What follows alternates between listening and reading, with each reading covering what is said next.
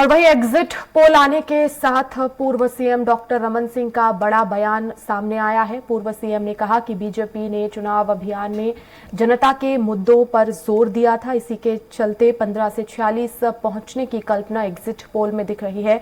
BJP 48 और 40 पर नहीं रुकेगी, बल्कि 52 से 70 तक जाएगी और बहुमत के साथ सरकार बनाएगी। रमन सिंह ने कांग्रेस के 75 पार के नारे पर भी तंज कसते हुए कहा, 75 पार करने वाले 40 पर आकर रुक गए हैं।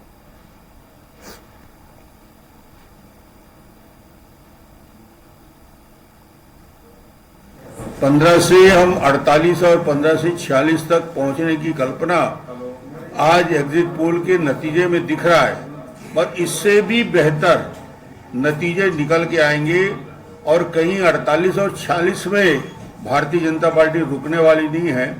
52 से 55 सीट तक भारतीय जनता पार्टी जीत के आएगी।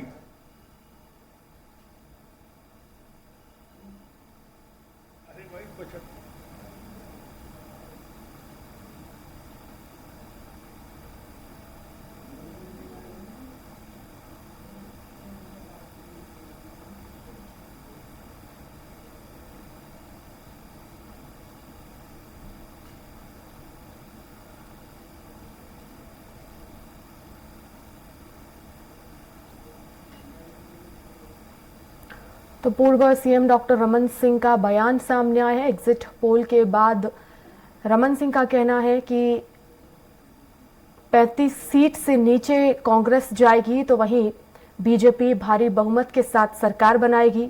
बड़ा बयान पूर्व सीएम डॉक्टर रमन सिंह का। अलग अलग सर्वे एजेंसियों के माध्यम से सर्वे किया गया और इसमें यह निकलकर सामने आया, छत्तीसगढ़ में कांग्रेस हालांकि बढ़त में दिख रही है, लेकिन बीजेपी कड़ी टक्कर देते हुए नजर आ रही है। एग्जिट पोल बस्तर और सरगुजा के आधार पर नहीं, बीजेपी बहुमत के साथ सरकार बनाएगी। और ज्यादा जानकारी के लिए संवाददाता दिलीप साहू हमारे साथ रायपुर से लाइव जुड़ गए हैं। दिलीप, जिस तरह से एग्जिट पोल के नतीजे आए उससे साफ है कांग्रेस यहां पर बढ़त बनाते हुए तो नजर आ रही है, लेकिन बीजेपी कहीं ना कहीं कड़ी टक्कर दे रही है।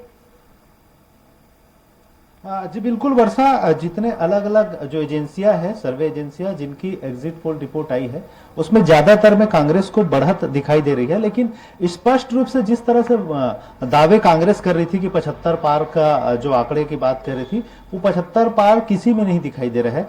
इसके अलावा बीजेपी भी लगातार सरकार बनाने के अपने दावे कर रहे थे, लेकिन उनके भी आंकड़े करीब करीब बहुमत के पास जाकर रुक जा रही है। इस तरह की है। अलग अलग जो एजेंसियां है उनकी बात करें तो खास करके आज तक, एक्सिस माई इंडिया की बात करें तो बीजेपी को जहां 36 से 46 सीट देने की बात कह रही है, वहीं कांग्रेस को 40 से 50 सीटें देने की बात कर रही है और ये अदर्स को एक भी सीट नहीं दे रही है, इसकी जो आंकड़े हैं।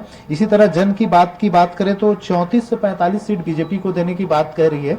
वहीं कांग्रेस के लिए 42 से 53 सीटों तक आने की बात कही जा रही है और साथ ही साथ अन्य दल है उनको 3 सीट देने की बात इसमें की गई है। इसी तरह इंडिया टीवी सीएनएक्स के जो रिपोर्ट है, एग्जिट पोल है, उसमें बीजेपी को 30 से 40 सीटें की बात कही गई है। वहीं कांग्रेस के लिए 46 से 56, इसमें स्पष्ट बहुमत कांग्रेस के लिए बताई गई है, 46 से 56 सीटें। वहीं अदर्स के लिए 3 से 5 सीटों की बात कही गई है। इसी तरह एबीपी सी वोटर की बात करें तो उसमें भी बीजेपी को 36 से 48, मतलब कम भी हो सकता है और 48 अधिकतम मिलता है तो उनकी बहुमत में सरकार भी आ सकती है। और वही कांग्रेस की बात करें तो कांग्रेस के लिए 41 से 53 सीटों की बात कही गई है। साथ ही साथ अन्य के लिए 0 से 4 सीटों की बात कही गई। इस तरह से अलग अलग जो एजेंसियां है, चाहे टीवी भारत वर्ष की बात करें तो उसने भी बीजेपी को 35 से 45 सीटों की बात की है, लेकिन स्पष्ट बहुमत नहीं दिखाई है इस बार। और कांग्रेस के लिए 40 से 50 सीट, लेकिन अदर्स के लिए 3 सीट की बात इसमें कही गई है। इसी तरह रिपब्लिक टीवी मार्ट्रीज का जो रिपोर्ट है उसमें 34 से 42 सीटें बीजेपी के लिए दिखाए जा रहे हैं। वहीं कांग्रेस को 44 से 52 सीटों की बात कही जा रही है और अदर्स के लिए 2 सीट तय किया गया है। इसी तरह न्यूज 24 चाणक्य की बात करें तो उसमें स्पष्ट रूप से बीजेपी को 33 सीटों सिमटती हुई नजर आई है। दिलीप, उनकी लेकिन जो जिस तरह से एग्जिट पोल है पोल वही सामने आए हैं कांग्रेस और के लिए ऐसे में 57 मतलब स्पष्ट कांग्रेस बहुमत में की बात फिलहाल कही है। किस तरह की हलचल नजर आ रही है, क्योंकि 75 पार का जो है वो नारा दिया गया था, लेकिन यहाँ हम देख रहे हैं उससे उलट बहुमत के आसपास दोनों ही पार्टियां जो है आकर रुक रही हैं। ऐसे में दोनों ही खेमे में टेंशन होगी, लेकिन बीजेपी के लिए कहीं ना कहीं एक खुशखबरी और ऑपरेशन लोटस की जिस तरह से बात की जा रही थी और कांग्रेस इसको लेकर फिलहाल तो कह रही है कि ऑपरेशन लोटस की कोई भी बात यहां नहीं है, लेकिन कहीं ना कहीं कांग्रेस के लिए तो एक बड़ा झटका मान सकते हैं। हाँ नहीं वर्षा, क्योंकि ज्यादातर जो एग्जिट पोल है उसमें कांग्रेस को बढ़त दिखा रही है, तो इसलिए बड़ा झटका नहीं कर सकते। हालांकि बड़ी मेजॉरिटी की जो बात ये कह रहे थे 75 सीटों पार करने की, वो आंकड़े तो पार नहीं करेंगे, लेकिन बढ़त या सरकार बनाने वाली स्थिति इनकी दिखाई दे रही है जितने भी जो सर्वे रिपोर्ट आए हैं, एग्जिट पोल आए हैं।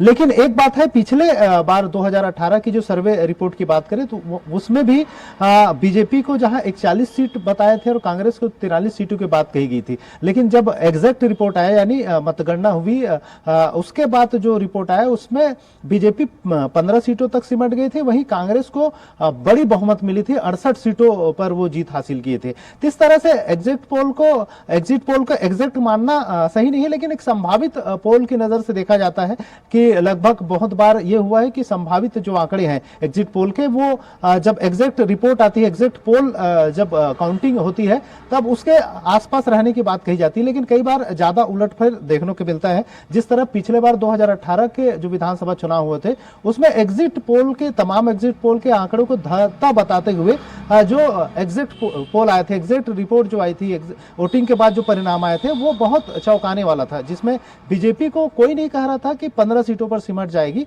किसी भी रिपोर्ट में इतनी कम सीटें उनको नहीं दिखाई गई थी, उन्हें 40 से 45 के बीच ही दिखाया गया था, 35 से 43 41 के दरमियान ही उनको दिखाए गए थे, लेकिन वो सिमट कर 15 में रह गई थी। इसी तरह कांग्रेस की मेजॉरिटी लगभग 43 44 45 ही बताया जा रहा था, लेकिन वो भी बहुमत के साथ 68 सीटें लाई थी। तो इस तरह से एग्जिट पोल को आखिरी आंकड़े नहीं बताया जा सकता, एक संभावित आंकड़े कही जाती है, लेकिन फिर भी क्योंकि सैंपल सर्वे पूरे प्रदेश भर से लिए जाते हैं तो कहीं ना कहीं उसके आसपास नतीजे रहने के आसार बताए जा रहे हैं। लेकिन जिस तरह नजर आ रही है, लेकिन इंतजार रहेगा 3 दिसंबर का जब नतीजे घोषित होंगे और देखना होगा कि आखिर बहुमत किस पार्टी को मिला है। बने रहेगा दिलीप, खबरों पर आगे भी अपडेट्स लेंगे।